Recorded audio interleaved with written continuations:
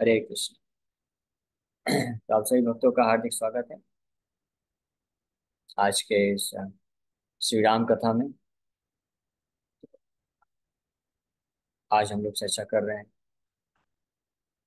श्री वाल्मीकि रामायण के पहले स्कंद बालकांड, जिसका नाम, उसके पहले अध्याय, इसका नाम है contents of the Ramayana summarized. Ram Ramayana का सार। तो इसके श्लोक संख्या 83 पे कल हमने चर्चा किया था।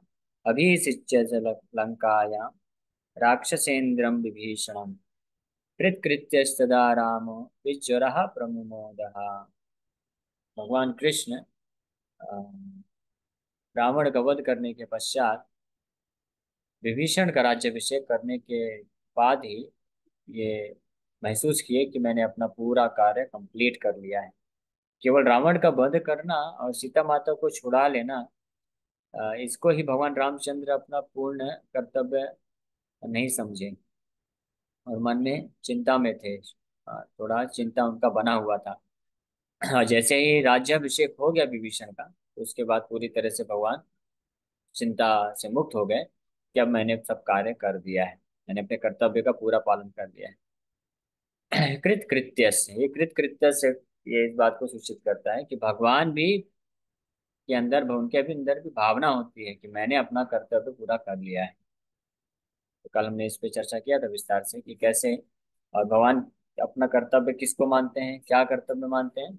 जो भक्त उनका शरण ले लिया है, तो भगवान ये अपना कर्तव्य मानते हैं, वचनबद्ध हैं, वचन दे दे चुके हैं। वैसे तो भगवान का कोई कर्तव्य नहीं है। त्रिषु लोकेषु किंचन नाना वाप्तव्यम न मे पार्थस्ति कर्तव्यम त्रिषु लोकेषु किंचन। हे पार्थ, तीसरे अध्याय में भगवान पार्थ को बताते हैं, तीसरे अध्याय का नाम है कर्म योग, जिसमें भगवान वर्णन करते हैं हर व्यक्ति का कुछ ना कुछ कर्तव्य होता है। लेकिन खुद के लिए भगवान बोलते हैं, न मे पार्थस्ति कर्तव्यम, लेकिन हे पार्थ, मैं किसी कर्तव्य के बंधन में नहीं फंसा हूं, मेरा कोई कर्तव्य नहीं है। त्रिशूल लेके लोकेशु किंचना, तीनों लोकों में मेरे लिए कोई ऐसा कार्य नहीं जिसको करने के लिए मैं बाध्य हूँ, क्योंकि मेरा इस भौतिक जगत से कुछ प्राप्त करने का इच्छा नहीं है और न ही कुछ ऐसा चीज है जो मेरे पास कुछ कमी है।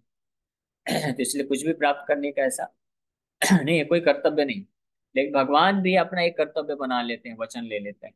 और वो कर्तव्य क्या होता है कि जो भगवान का आश्रय लेता है, पूर्ण शरण लेता है, समर्पण करता है, तो भगवान कर्तव्य अपना समझते हैं कि उसको मुझे हमेशा सुरक्षा प्रदान करना है।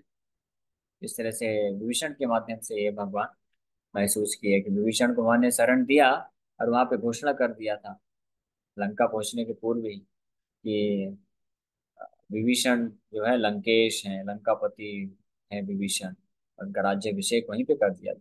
इसलिए अपना कर्तव्य भगवान मान लिए। फिर आगे वर्णन कर रहे हैं।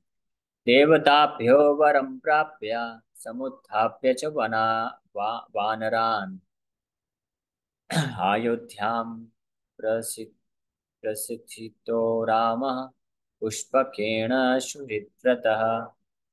Having obtained a boon from a celestials, Rama gave life to the monkeys who had died on the battle. Surrounded by his well-wishers, he departed for Ayodhya on the Pushpak airplane. Pushpak airplane में जाके भगवान अयोध्या चले गए। तो देवताभ्यो वरम प्राप्या, यहाँ पे भगवान देवताओं को भी ये सेवा देते हैं कि देवताओं से, क्योंकि भगवान राम मनुष्य लीला कर रहे हैं, तो इसलिए देवताओं से ये वर प्राप्त किए भगवान, देवताओं के ऊपर कृपा करके उनके वर, उनसे प्राप्त वर के द्वारा समुत्थाप्य च वानरान, जितने भी वानर सेना इस युद्ध में, रावण के साथ युद्ध में मारे गए थे, उन सबको वापस भगवान रामचंद्र जीवित कर देते हैं। और फिर इस प्रकार से अपने सभी शुभ चिंतकों के साथ भगवान रामचंद्र पुष्पक विमान में से होते हुए अयोध्या के लिए प्रस्थान कर देते हैं।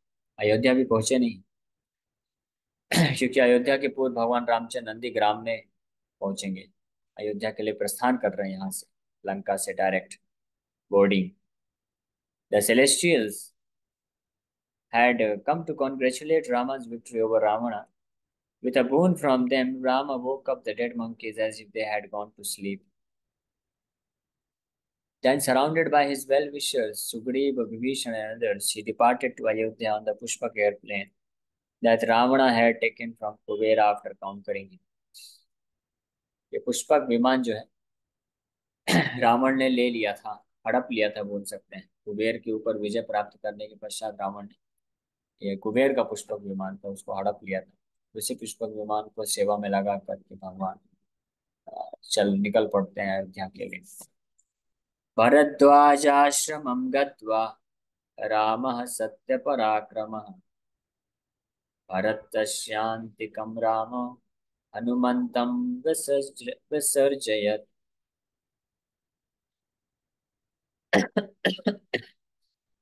Rama went to Bharadwaja's ashram. Being heroic in his truthfulness, Rama sent Hanuman to Bharat. भगवान रामचंद्र जब भरद्वाज ऋषि के आश्रम तक पहुंचे थे, कि वही भरद्वाज ऋषि हैं, जब भगवान रामचंद्र वनवास के लिए निकले थे तो सर्वप्रथम भरद्वाज ऋषि के आश्रम में जाते हैं और उनसे ही आदेश प्राप्त करके भगवान उनसे अनुरोध करते हैं कि आप मेरे लिए वनवास के लिए उचित स्थान बताइए, मार्गदर्शन करिए। उनसे मार्गदर्शन प्राप्त करके भगवान रामचंद्र फिर उनके आश्रम से प्रस्थान करके चित्रकूट पहुंचते हैं। और फिर उसके पश्चात आपको मालूम है कैसे कैसे दंडकारण्य जंगलों में प्रवेश करते हैं, फिर वहां से किष्किंधा जाते हैं और फिर उधर से फिर लंका जा करके भगवान रावण का वध करके वापस जब रिटर्न आ रहे हैं तो किष्किंधा, दंडकारण्य ये सब क्रॉस करते हुए फाइनली जाके चित्रकूट को भी क्रॉस करके भगवान रामचंद्र भरद्वाज ऋषि के आश्रम में पहुंचते हैं। और वहां पहुंच करके भगवान रामचंद्र हनुमान जी को भेजते हैं। कहाँ भेजेंगे? हनुमान जी को नंदीग्राम भेजेंगे, भरत के पास। तो क्यों भेज रहे हैं इसका वर्णन अभी आगे आएगा। Bharadwaj prayed to Rama to stay for a day. Meanwhile, the 14 years of exile was about to be completed, and so Rama sent Hanuman to Bharat in order to fulfill his promise to Bharat that he would come back to Bharat after the 14 years of exile. तो 14 वर्ष लगभग complete होने ही वाले थे, कुछ दिन बचे थे शेष। तो भरद्वाज ऋषि अनुरोध करते हैं कि आप उनके आश्रम में, हमारे आश्रम में रुक करके ये अपने बचे हुए कुछ दिनों को कंप्लीट करिए। और क्योंकि ये कंप्लीट हो ही रहा था, पूर्ण हो रहा था उनका वनवास, तो जैसा कि भरत महाराज को भगवान रामचंद्र वचन दिए थे कि मैं 14 वर्ष के बाद पुनः आ जाऊंगा, तो इस योजना से भी कि भरत महाराज को इन्फॉर्मेशन दे दिया जाए, सूचना प्रदान कर दी जाए कि राम आ रहे हैं, ताकि उनके हृदय को ये सांत्वना मिल जाए कि भगवान रामचंद्र आ रहे हैं, तो आनंद को प्राप्त करें और शोक से अपने आप को निकाल सकें। तो ये एक कारण था। दूसरा, भरत महाराज अ, जो है डिसाइड किए थे, प्रण लिए थे कि अगर 14 वर्ष के वनवास के बाद भगवान रामचंद्र वापस नहीं आए तो अपने देह को त्याग देंगे। तो एक दिन भी अगर विलंब किए भगवान राम तो देह को त्याग देंगे। इस शर्त पे उन्होंने भगवान रामचंद्र को छोड़ा था वनवास में, अन्यथा वो छोड़ना नहीं चाह रहे थे। तो इसलिए भगवान रामचंद्र ये सूचना हनुमान जी के द्वारा भेजना चाहते थे कि जाके बता दें कि भगवान राम आ चुके हैं और कुछ ही समय में पहुंच जाएंगे। तो इन केस अगर कुछ विलंब हो जाए तो कहीं भरत महाराज अपना प्रण को पालन करने में ना लग जाएं, तो इसलिए उनके हेतु ये भगवान भेजते हैं। और एक और महत्वपूर्ण तीसरा कारण बताया जाता है जो कि आगे वर्णन आएगा, लेकिन वो प्रसंग चल रहा है तो बता देना चाहिए कि भगवान रामचंद्र इस बात को भी जानना चाह रहे थे कि कहीं भरत महाराज 14 वर्ष से राज्य करते करते उनके हृदय में कहीं थोड़ी इच्छा तो उत्पन्न नहीं हो गई है राज्य को करने के लिए। तो भगवान रामचंद्र नहीं चाहते थे कि अगर भरत को थोड़ी भी इच्छा हो गई है राजा बनने के लिए, तो भगवान रामचंद्र नहीं चाहते थे कि मैं जा करके और फिर भरत को न चाहते हुए भी मुझे राज्य देना पड़ जाए, तो इसलिए उससे भरत फिर दुखी ना हो जाए। तो भगवान रामचंद्र इसलिए भी ये सोचे थे कि यहाँ भरद्वाज ऋषि के आश्रम में मैं रुकूंगा, हनुमान आप जाइए। और हनुमान जी को ही क्यों भेजे? अगर केवल सूचना ही देना होता कि भगवान राम आ चुके हैं तो कोई भी जा सकता था। शक्तिशाली, हालांकि हनुमान जी तो असीमित शक्तिशाली हैं, लेकिन और अन्य भी वानर थे जो शक्तिशाली थे, जो ये कार्य कर सकते थे, लेकिन हनुमान जी के जैसे बुद्धिमान और कोई नहीं था जो इस बात को समझ सके भरत का भाव क्या है। इसलिए हनुमान जी को भेजे भगवान ये विशेष रूप से जानने के लिए कि आप जाओ देखो भरत के भाव से आपको पता चल जाएगा। भरत तो बोलेगा नहीं कि मुझे राज्य चाहिए। वो तो जो है विनम्र है और साथ ही साथ अपने आप को मेरा दास समझते हैं। तो इसलिए वो तो अगर इच्छा होगी भी तो भी नहीं बोलेंगे। तो इसलिए आप जाओ, उनके मनोभाव को आप पढ़ो। और अगर थोड़ा भी आपको ये संकेत मिले कि भरत जो है राज्य करते करते थोड़ा सा कुछ खुश आनंद की अनुभूति कर रहे हैं, भले उनको इच्छा ना हो राज्य करने की, लेकिन अगर राज्य करते वक्त उनको थोड़ा भी कंफर्ट लग रहा है, सुविधा महसूस हो रही है, तो फिर मैं वापस अयोध्या नहीं जाऊंगा। मैं हमेशा वन में रहूंगा और राजा जो है भरत महाराज ही राज्य करते रहेंगे राजा बन करके। क्योंकि फिर मैं जाऊंगा तो निश्चित रूप में भरत फिर कभी राज्य नहीं स्वीकार करेंगे, वो मुझे ही राजा बना देंगे। ये देखिए इतना महान चरित्र है भगवान रामचंद्र का। भगवान रामचंद्र बिल्कुल भी एक भी मौका नहीं छोड़ना चाहते थे कि अगर उनके ऐसे महान भक्त भरत महाराज, अगर उनके हृदय में थोड़ी भी इच्छा है कि वो राजा बनना चाहते हैं, तो भगवान रामचंद्र उस इच्छा को भी पूरी तरह से पूरा करने के लिए तत्पर थे। तो इसलिए हनुमान जी को भगवान रामचंद्र भेज देते हैं आगे, और वो खुद भरद्वाज ऋषि के आश्रम में होते हैं।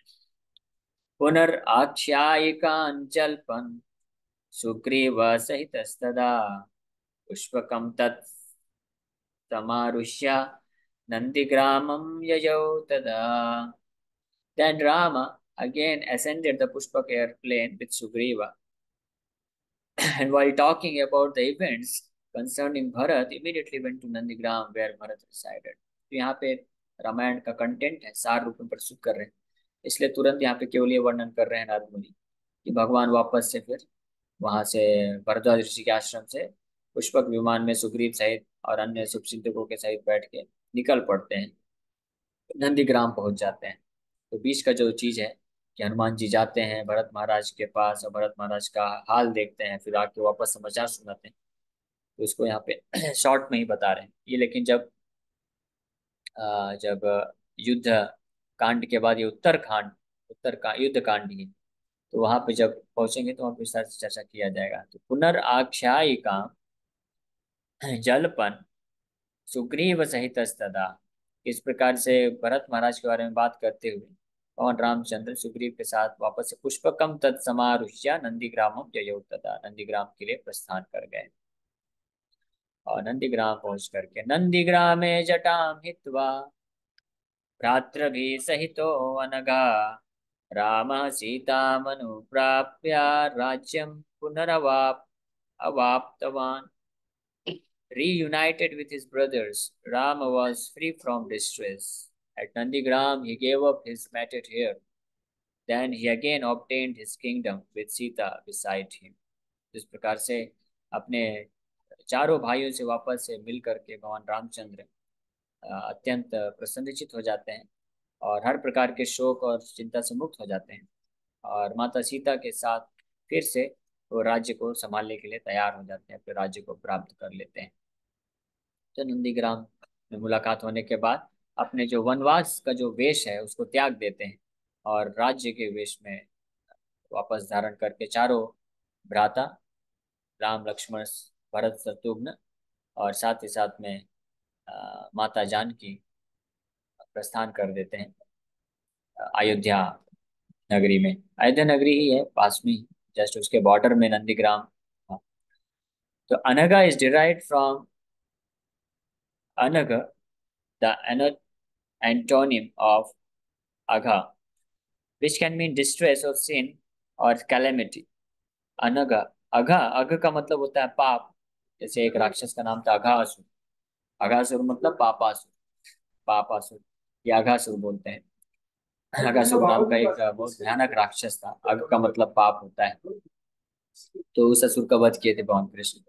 तो अघ का और भी मतलब है। अघ का मतलब जो होता है चिंता, पाप, या बहुत कुछ कैलामिटी। कैलामिटी मतलब कोई डिजास्टर, आपदा, त्याग का मतलब होता है। और अनगा मतलब इसका उल्टा, यानी भगवान रामचंद्र पूरी तरह से शोक चिंता और आपदा से मुक्त हो गए। क्या आपदा थी? चिंता था भरत महाराज के प्रति। हाँ, और आपदा क्या थी? अपने अयोध्या वासियों से के विरह में थे भगवान रामचंद्र। तो आपदा भी नष्ट हो गई, चिंता भी नष्ट हो गई, इसलिए अनघा शब्द यहाँ पे इस्तेमाल किया गया है। Rama was free from distress for he had completely carried out his father's instructions. हाँ, और एक ये भी चिंता से मुक्त हो गए कि उन्होंने अपने पिता के दिए हुए वचन को पूरा कर दिया था, इसलिए चिंता मुक्त हो गए। He had been especially eager to meet Bharat because even when Bharat had come to Chitrakoot and pleaded that Rama should take back the kingdom, Rama didn't. इसलिए विशेष रूप से भगवान बड़े अ, उच्च इच्छुक थे भरत महाराज से मिलने के लिए, तो इसलिए भी चिंता नष्ट हुई उनकी। When Rama was with his brothers, his cherished desires were fulfilled. He had once told Lakshman, क्या बोले भगवान एक बार वनवास के टाइम पे भगवान लक्ष्मण को बोलते हैं, कदा नो अहम समेष्यामि भरतेन महात्मना शत्रुघ्नेन च वीरेण त्वया च Raghunandan. When will I be with the great soul Bharata? When will I be with the great soul Bharat, the heroic Shatrugna and you, O descendant of Ravi? तो भगवान अपने वनवास के टाइम पे अरण्य कांड में जब थे, जैसे 16वें अध्याय में, और लक्ष्मण जी से वार्तालाप करते हुए बोलते हैं कि कब वो दिन फिर से आएगा जब मैं महात्मा भरत के साथ वापस से मिलूंगा, और साथ ही साथ में जो वीर शत्रुघ्न है और आप भी लक्ष्मण, हम चारों भाई एक साथ रहेंगे, कब वो दिन आएगा। इस प्रकार से भगवान हमेशा ये इच्छा रखते थे कि वापस से भरत से मुलाकात हो और साथ में रहें। तो इस चिंता से मुक्त हुए भगवान रामचंद्र, इसलिए यहाँ पे अनघः शब्द सूचित किया गया। रामः सीता अनुप्राप्त नंदीग्रामे जटां हित्वा भरत भ्रातृभिः सहितो अनघः। अनघः मतलब जो चिंता मुक्त हो चुके हैं। At Nandigram, he gave up his matted hair, as it will be noted. Vishodhita jatah snatas चित्रमाल्यानुलेपना Mahar वसनो रामस ततस्थौ तत्र श्रिया ज्वलन। Having shed his matted hair, having bathed, having put on colorful garland and fragrances, dressed in a greatly valuable attire, Rama stood there shining in beauty. तो ये जो है युद्ध कांड, युद्ध कांड यानी छठा स्कंद, युद्ध कांड के छठा स्कंद के 131वें अध्याय के 15वें श्लोक में ये और डिटेल में वर्णन प्राप्त होगा आने वाले श्लोकों में, कि भगवान पूरी तरह से अपने जो वनवास का जो स्वरूप है उसको त्याग देते हैं और वापस से गार्लैंड, अच्छे वस्त्र और सुगंधित ये सब लेके वापस से राज्य वेश में आ जाते हैं। इससे एक बात ये सूचना मिलती है कि नंदीग्राम में गए भगवान रामचंद्र, तो भरत महाराज ये सब अरेंजमेंट करके रखे थे, यानी इतने उत्साह में थे, इतने आनंद में थे। या तो जब हनुमान जी पहुंचे होंगे तो उनसे जब सूचना प्राप्त किए होंगे तो उसी वक्त भरत महाराज ने अयोध्या से सब मंगवा लिया होगा, भगवान रामचंद्र के जो भी राज्य के उनके जो राजकीय पोशाक हैं और माला है, ये सब, या पोशाकों को और जो ज्वेलरी है पहले से रखे होंगे, उनका पूजा करते होंगे, जो भी है। लेकिन कुल मिला के ये है कि जैसे ही भगवान रामचंद्र पहुंचे नंदीग्राम, तो भरत महाराज के पास सब था, ये सारी चीजें, इतने आनंद में वो थे कि भगवान रामचंद्र को वहीं से वो वनवास का जो वेशभूषा वो सब त्याग करवा दिया उन्होंने, और उनको अच्छे से नहाए भगवान रामचंद्र, और अच्छे वस्त्र धारण किए, गार्लैंड सुंदर और फ्रेग्रेंस और अच्छे अच्छे जूल्स आभूषण पहन के बहुत सुंदर दिख रहे हैं। As described in the following verse, Rama sat on a divine throne with Sita and was coronated as the king of Ayodhya. ततः स प्रयतो वृद्धो वसिष्ठो ब्राह्मणे सह रामं रत्नमये पीठे सह सीतां न्यवेशयत्। इसी 131 नंबर छठे स्कंद के अध्याय में 60 नंबर श्लोक में फिर आगे वर्णन है। And then the elderly Vasishtha and the Brahmanas carefully had Ram sit with Sita on the throne bedecked with jewels।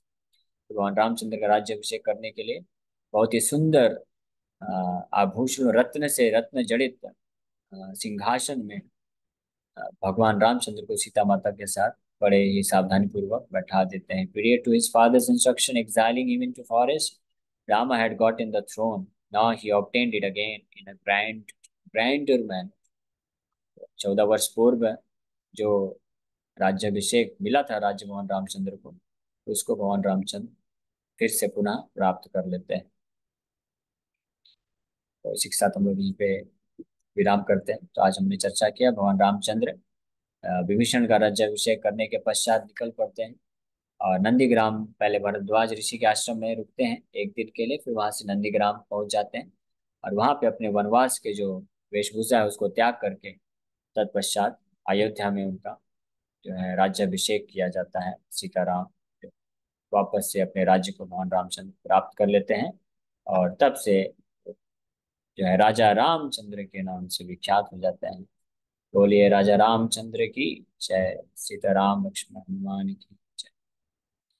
तो ये सार रूप में बहुत अच्छे तरीके से नारद मुनि एक अध्याय में पूरी रामायण को संक्षिप्त रूप में वर्णन कर रहे हैं। इसी का डिटेल्ड हम लोग कुछ 2-3 दिन के बाद ये रामायण, संक्षिप्त रामायण कंप्लीट हो जाएगी और फिर हम और विस्तार से और अद्भुत तरीके से श्रवण करेंगे एक एक जो है बाल कांड को, एक एक अध्याय में। तो आप सोचिए ये जो सार रूप में नारद मुनि ने प्रस्तुत किया रामायण, ये इतना अद्भुत है, इतना सुंदर है, इतनी इतनी सारी शिक्षाएं हैं। तो जब विस्तार से जब हम चर्चा करेंगे तो कितना और मनमोहक होगा, कितना आकर्षक होगा। लेकिन वो उन्हीं लोग को आकर्षक या मनमोहक लगेगा जो जो रेगुलर आएंगे और ध्यान पूर्वक श्रवण करते रहेंगे। भगवान की कथा की यही विशेषता है। क्या विशेषता है? कि जो ध्यान पूर्वक नहीं सुनते हैं वही भगवान की कथा उनके लिए बोरिंग हो जाएगी, और लेकिन जो ध्यान पूर्वक सुनेंगे तो वही सेम कथा एक नए नए रस को, अमृत को प्रदान करेगी। ठीक है। तो आशा करते हैं आप सब लोग ध्यान पूर्वक सुनते हैं। हालांकि रात्रि का समय है, सब लोग डिनर विनर कर रहे होंगे या कुछ लोग करके बिस्तर में भी लेट गए होंगे, लेकिन प्रयास करिए ध्यान पूर्वक सुनने का।